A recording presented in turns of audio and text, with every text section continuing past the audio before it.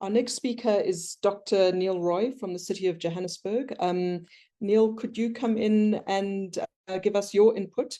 And then we'll move to the City of Cape Town. I'm giving speakers just a couple of minutes extra because we do have that space on the agenda. So, Niel, I'm going to give you 10 minutes, but I'll let you go on a little bit if needed. So over to you. Thank you very much. Thank you very much, Chair. Let me just load. Just let me know if my presentation is visible on your end. Yes, we can see it. Just put it on full screen mode. Thanks.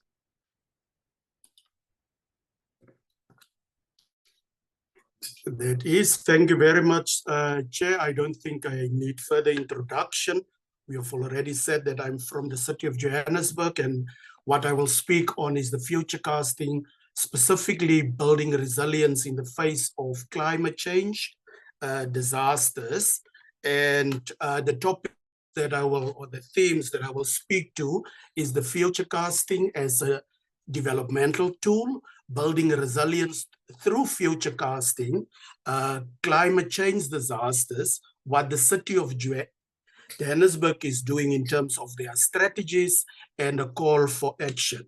Chair, in terms of what we understand of futurecasting is the concept aims to shape the future we want to create through actions rather than what we normally do, predicting what might happen. And by using a specific, in the disaster management context, scenario based on critical risk drives and root causes of change, such as poverty, deprivation. We know now of climate refugees, and we are well aware of migration. And then key to futurecasting is that it goes further than just a forecasting by using various data sets to understand specific trends and potential future risks. Chair, in building resilience, there are key factors that we have to consider, and part of this is when community-led planning. It is common cause and well documented that community-led planning leads to greater ownership of climate change and disaster resilient building projects. And when we share knowledge and capacity building, Chair, if we do not engage communities or equip them with the information and the resources they need to assess their climate risks, build capacity, or develop the appropriate resilient solutions, we might then just create problems for ourselves. Chair, we must intensify that in our education and training campaigns. And as the previous speaker said, community workshops, these will assist us to build capacity, capacity in our communities. And for example, we could form street groupings in order to build communal resistance on a block by block basis. Chair, if you have spoken on partnerships, and it's vital that we establish, strengthen, and we do nature collaborative partnerships that can enhance resilience planning and involve government departments, entities, private sector, the business sector, the communities, in order to leverage the diverse expertise and the resources among these various stakeholders. Chair, if we don't prepare our communities in making them aware of the potential contribution they have to climate change,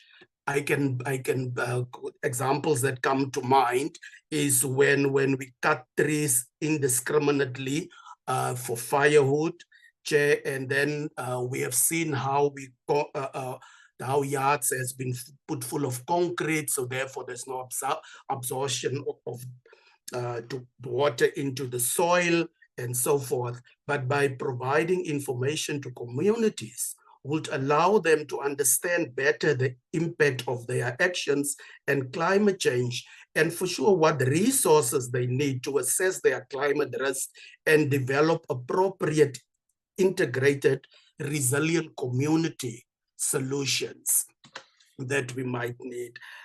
Chair, and as we know, that early warning, the United Nations is preaching it, and there are various other organizations, and especially we must leverage the 21st century innovation and technology solutions to enhance the resilience of communities, towns, and cities, for that matter, and develop early warning systems that effectively and timely can communicate alerts, warning, advisories to communities, and especially to assist decision makers. Chair, we have various adaptive strategies that the city is embarking on. I will speak to that in another slide, but it is imperative that we build climate equity in our disadvantaged areas as we adapt the strategies. Climate impact on society is not just about infrastructure, but we must realize that it's also promoting social justice, as the previous speaker had said, and equality that in our communities. We must prioritize investment, which is also from the United Nations in terms of the Sendai framework, especially in our vulnerable and marginalized communities, to improve the socioeconomic prospects of households, which in turn can help ensure these communities to build the resilience against climate change impacts. Chair, we know that climate change is it's a looming threat, and that has been confirmed by various scientists in different disciplines, which have warned us of the looming threat. We have seen the climate change disasters have been increasing in their frequency and severity in our own surroundings.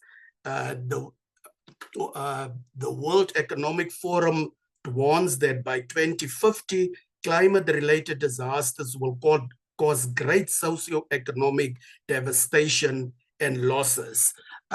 Chairs, South Africa and the city are not spared from these predictions.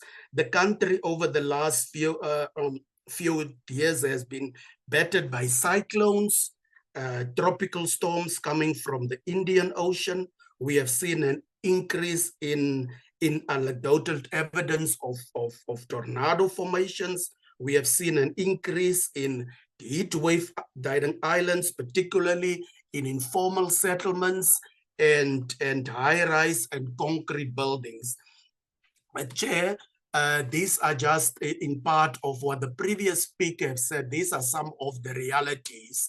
In 2016, we had damages and losses for around about 75 million rand. Once the video is shared, I have included a link that speaks to the 2016 disaster.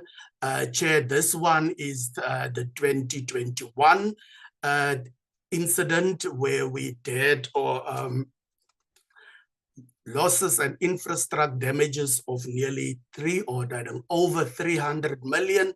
And the previous speaker has alluded to the 2022, the incident in Lenasia. There's a first picture that speaks to a close-up of what she had as an aerial picture, where there the damage of infrastructure in Klipspruit Valley stream near Mansfield Hospital, and we have the lady who's salvaging a cupboard there in Nana's farm, informal settlement in Johannesburg South. But taking this into account, the city of Johannesburg, as I was saying, have several forward-thinking strategies to address climate change issues within the city.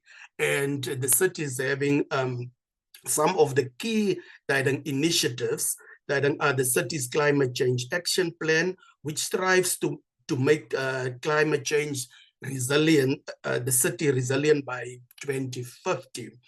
Chair, and then we also have various webinars where we participate in, including this one, where we strategize on how we can form partnerships to assist the government in terms of creating awareness to climate change disasters.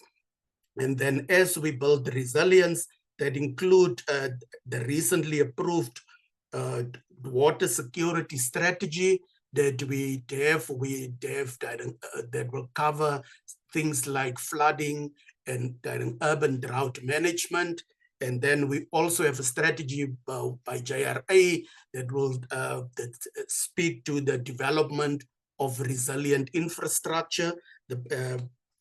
Chair, and then there's all these collaborative efforts, including one with C40. We have one with other networks with the World Bank and all those that we are dealing with on a daily basis. Chair, then we also have the green building practice. And I think this one, the example that was also made by the chair, is the one on Lillian Ngoyi, which is maybe one of the biggest flagship green projects that the city is currently embarking on and that are topical.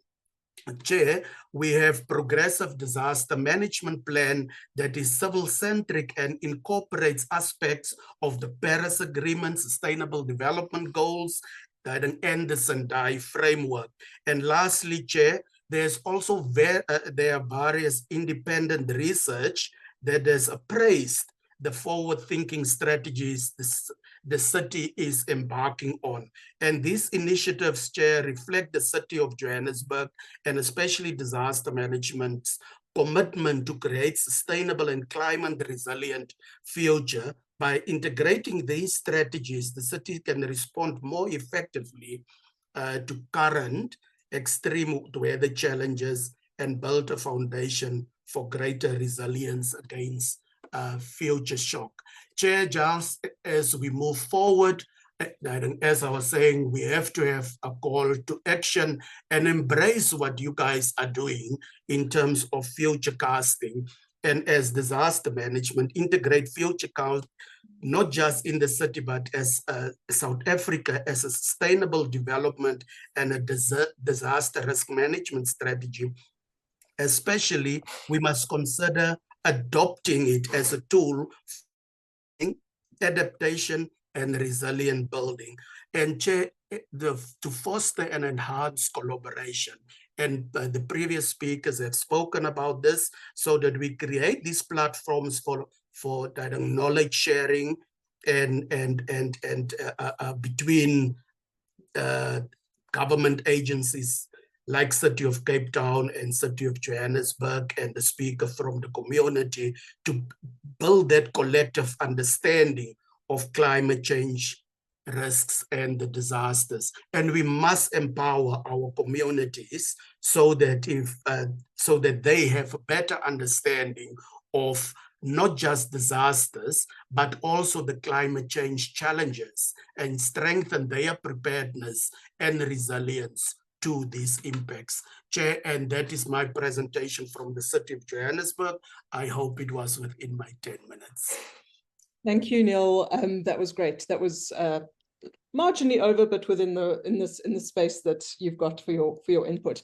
And I think, I mean, there's a really interesting kind of conversation building between the first speaker and the second, where I think from the City of Joburg's perspective, you can, Niel set out what the city is doing to I suppose be able to strengthen resilience, and but to do so in a way that enables identification of different plausible future scenarios through future casting, but also highlighted the need to engage with communities, ward structures, and build those sort of partnerships and platforms. So I think, there's the intention of the city, and then there's an example here, and it would be really interesting to kind of go back to some of the statements that Zarina made, where, she's asking for information. What do you do? Where do you go? What do communities expect from government? And then to go to Niel, where, you're wanting to reach out to communities. So how do we bridge that gap? And then, I think equally, how do we, what are the opportunities to hold government accountable for what government needs to do to ensure that we have resilient communities? And the issues that Zarina spoke around, sufficient investment in repairs and maintenance is another one. So I think there's a lot building here. I'd encourage audience members to put any thoughts or questions or comments into the chat, so we can start kind of putting together discussion points when we get there.